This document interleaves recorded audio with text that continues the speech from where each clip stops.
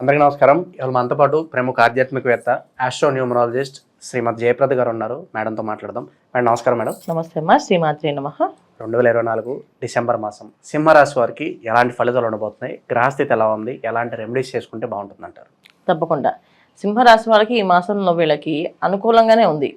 అంటే కాస్తంత ప్రతికూలంగా డిసెంబర్ 16 నుంచి కనిపిస్తుంది, కాస్త అనుకూలంగా బాగుంది. కాకపోతే ఏంటంటే కొన్ని విషయాలు వీళ్ళకి ఏమేమి తీసుకోవాలి జాగ్రత్తలు అంటే చాలా కొన్ని నిర్ణయాలు బాగా ముఖ్యంగా ఎప్పుడు చేయలేని పనులు, ఎప్పుడు అవ్వదు అనుకునే పనులు అయ్యే అవకాశం ఎక్కువగా ఉంది ఈ మాసంలో. ఎందుకంటే ద్వితీయంలో కేతువు, చతుర్థ స్థానంలో రవి బుధులు, తర్వాత వీళ్ళకి షష్ఠ స్థానంలో శుక్రుడు, తర్వాత సప్తమ స్థానంలో శని భగవానుడు, అష్టమ స్థానంలో రాహు.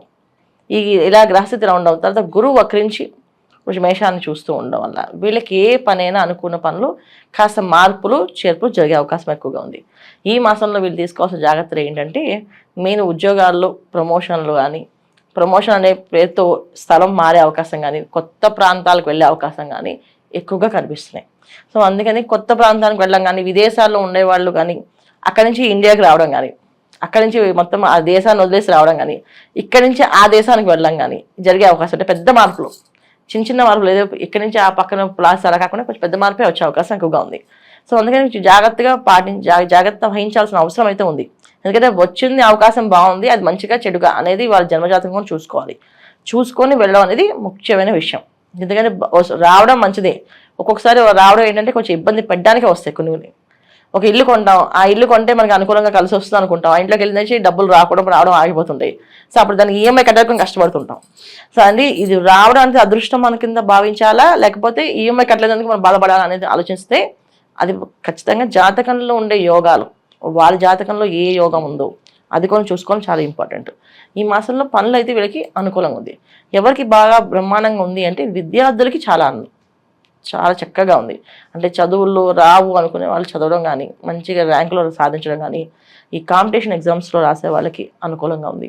స్పెక్యులేషన్స్ బిజినెస్ చేసే వాళ్ళకి కాస్త అనుకూలంగా ఉంది. అంటే వీళ్ళకి జరిగే అవకాశం, రాదు టెండర్స్ అనుకునే వాళ్ళకి వచ్చే అవకాశం. ఈ విధంగా గ్రోత్ బాగుంది. మార్కెటింగ్ స్కిల్స్ అనేది వాళ్ళు చేసే, అంటే మార్కెటింగ్ సంబంధించిన వ్యాపారాలు కానీ, ఉద్యోగాలు కానీ చేసే వాళ్ళకి అనుకూలంగా ఉంది. సో ఏదైనా వీళ్ళు ఏ విషయంలో ఏ రంగంలో అయినా సరే ఇది సాధిస్తాము అంటే సాధించే శక్తి ఎక్కువగా ఉంది సింహరాశి వాళ్ళకి. ఎందుకంటే చతుర్థ స్థానంలో బుధుడు రవి ఉండడం వల్ల మాటలు, ఏ పనిని చేయడంలో, ఆటల్లో అసలు సామర్థ్యం అనేది పెరిగిపోతూ ఉంటుంది అనమాట. చేయగలం, మా వల్ల అయిపోతుంది అనే ఒక కాన్ఫిడెన్స్ లెవెల్ పెంచేస్తుంటాడు ఆయన. సో ఎంత పెంచుతారు అంటే అసలు ఈ పని అవ్వదు అనుకునే వాళ్ళు కూడా వీళ్ళు చేసి చూపించేశారు. అది పిచ్చి మీద బ్రహ్మాస్త్రం లాగా పనులన్నీ వీళ్ళకి, చిన్న చిన్న పనులు కూడా పెద్దగా వీళ్ళకి అయిపోతుంటే చిన్న వాళ్ళు కూడా వెళ్ళి పెద్ద పని సాధించుకొచ్చే అవకాశం ఉంది. అంటే అసలు ఎప్పటికీ రియల్ ఎస్టేట్ పనులు కొంతమంది ప్రయత్నం చేస్తున్నప్పుడు పాపం ల్యాండ్స్ అవ్వవు కదా, ఈ మాసంలో వీళ్ళకి పెద్ద ల్యాండ్ అవుతుంది. ఒక 10,000 రోజు చాలంటే 1,00,000 రూపాయలు వచ్చే అవకాశం ఉంది. అయితే ఏంటంటే ఈ మాసంలో వివాహ విషయంలో యోగ్యంగా ఉంది. తర్వాత వ్యాపార విషయంలో పర్వాలేదు, కాస్తంత ఇబ్బందులు ఏం లేవు.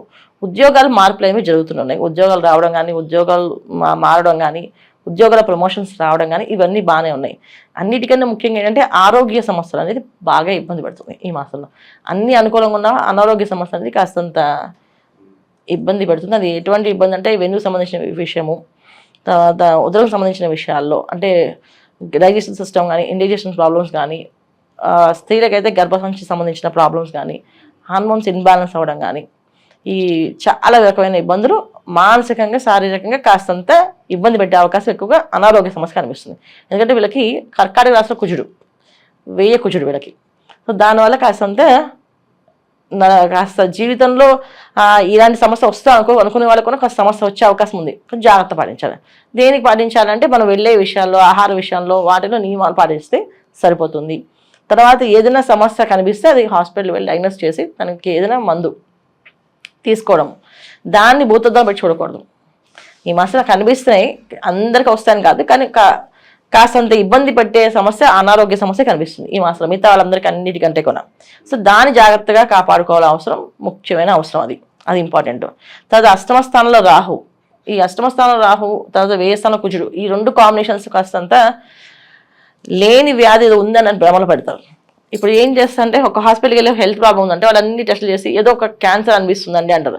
ఏముండదు, అలాంటి సమస్యలు ఏమి రావు. పెద్ద పెద్ద సమస్యలు రావు, చిన్న చిన్న సమస్యలే కానీ మన భయానికి ఆందోళనకు గురి చేస్తుంటాయి. అదేదో వచ్చింది అనుకొని దానికోసం తిప్పి ఆ టెస్ట్ ఈ టెస్ట్ స్కాన్లు చేసి కాస్త డబ్బు అధికంగా ఖర్చు అవుతుంది. డబ్బు ఖర్చు అవ్వడం ఎక్కువగా ఉంటుంది. తర్వాత మనం కాస్త మానసికంగా కాస్త ఇబ్బంది పడే అవకాశం ఎక్కువగా ఉంది. సో దానికి వీళ్ళకి చేసుకోవాల్సిన పరిహారం చేసుకోవాలి మెయిన్. ఇంత మించి మిగతా అన్ని విషయాల్లో బాగుంది. మేడం అలాగే ఇన్వెస్ట్మెంట్స్ పరంగా ఏమైనా జాగ్రత్తగా ఉండాలా? ఇన్వెస్ట్మెంట్స్ పెట్టాలనుకుంటే ఏ రంగాలు సూచిస్తారు మీరు సింహరాశి వారికి? సింహరాశి వారి ఇన్వెస్ట్మెంట్స్ అంటే వ్యాపారంలో కాస్త అనుకూలంగా చేసుకోవచ్చు. ఎందుకంటే రవి బుధులు చతుర్థ స్థానంలో ఉండడం, బుధుడు చతుర్థ స్థానంలో ఉండడం వల్ల కాస్త వీళ్ళకి స్థలాలు భూములు ఇల్లు కొనాలనుకునే వాళ్ళు చేసుకోవచ్చు. దాని మీద ఇన్వెస్ట్ బాగుంది. తర్వాత గృహయోగం అనేది ఉంది కానీ ఈ మాసంలో ఆ గృహయోగం అనేది వీళ్ళు పర్సనల్ జాతకం చూసుకోవాలి. అదే చెప్తున్నా, యోగం బాగుంది కానీ కాస్త ఇబ్బంది పడే అవకాశం ఉంది. ఆ గృహంలో అనారోగ్య సమస్య అనేది ఉంది కదా వీళ్ళకి. ఆ ఇంట్లోకి ఏదైనా ఆ ఇంట్లో ఒక ఎనర్జీస్ బాగాలేకపోతే అనారోగ్య సమస్య, ఇంటికి ఇళ్ళకి బాగలేకపోయినా ఇతనికి ప్రాబ్లమే, ఈయనకి బాగాలేకపోయినా పిల్లలకి మొత్తం భార్యకి ప్రాబ్లం. ఇలాంటి విషయాలు కాస్త అంత ఉంది కనుక పర్సనల్ జాతకం చూసుకోవాలి. ఇన్వెస్ట్మెంట్స్ మాత్రం పర్సనల్ జాతకాల్లో చూసుకొని నిజంగా ఈ యోగం మాకు ఉందా, ఈ మాసంలో గోచారంలో ఉంది, మా జన్మజాతకం కూడా ఉంది అంటే ముందుకు వెళ్ళడం చేసుకోవచ్చు. కానీ స్థలాలు మన పొలాలు కొనుక్కోవడం అంటే కొనుక్కోవచ్చు, దానికి మాత్రం ఎటువంటి ఇబ్బంది లేదు. వ్యాపారాలు కొత్త వ్యాపారాలు మాత్రం కాస్త వాళ్ళ పర్సనల్ జాతకం చూసి ప్రారంభించాలి.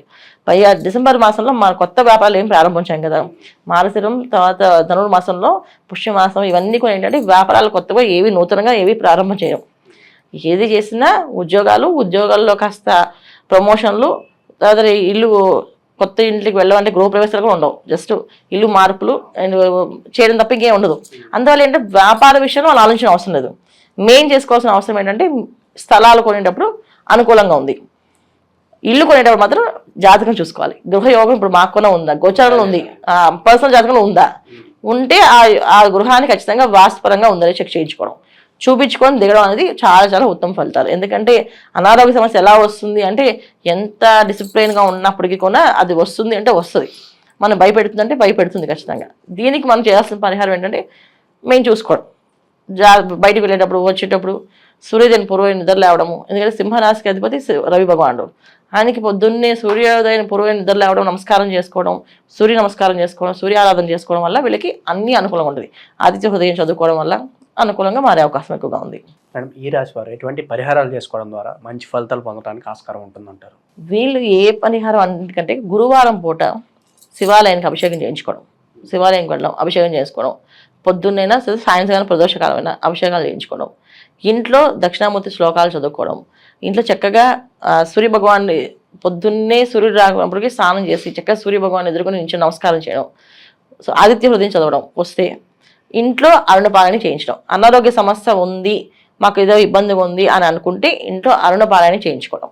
ఇలా చేయించుకోవడం వల్ల అనారోగ్య సమస్య అనేది రాకుండా బయటపడతారు, బాగుంటుంది కూడా. ఈ మాసంలో వీరు ఈ రాశి వారు ఎటువంటి పరిహారాలు చేసుకోవాలి, అలాగే వీళ్ళకి ఎలాంటి ఫలితాలు ఉంటాయో తెలియజేసినందుకు ధన్యవాదాలు. నమస్తే, శ్రీమాత్రే నమః.